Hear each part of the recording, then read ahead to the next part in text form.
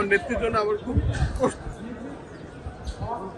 তো আজকে সারা দিন এদিকে দাঁড়িয়ে রয়েছি এই কবরস্থানে আসার জন্য মাজারে, তবুও আমার নেত্রীর ইয়ার জন্য অনেকক্ষণ দাঁড়ায় রয়েছি।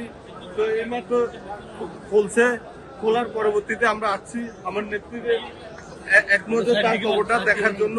তার কবরটা আজকে জিয়ারত করলাম, যে আজকে কবরটা জিয়ারত করে যে কালকে আসছি, আসায় আমার মনে সার্থক হয়েছে যে আমার নেত্রীর কবরটা হলো আমি সে জিয়ারত করতে পারছি, এটা আমার সার্থক। আর নাহলে আমি যদি খালি যাইতাম আমার সার্থক হইতো না। আজকে আমার নেত্রীর জন্য আমার খুব কষ্ট।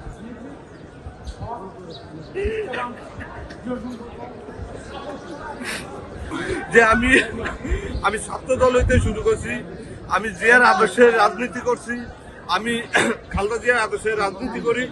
আমি এখন বর্তমানে যুব দলের দায়িত্বে আছি। আমি আমার নেত্রীর শুধু এক নজর দেখার জন্য, তার কবরটা দেখার জন্য আমি আসছি।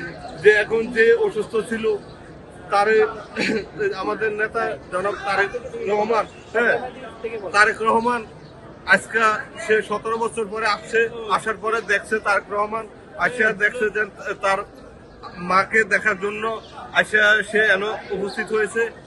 যে কালকে সে তারেক রহমান সাহেব, আমাদের নেতা তারেক রহমান সাহেব যেন উপস্থিত হয়েছে, তার ইয়ারে মাকে নিজ হাতে মাটি দিতে পারছে।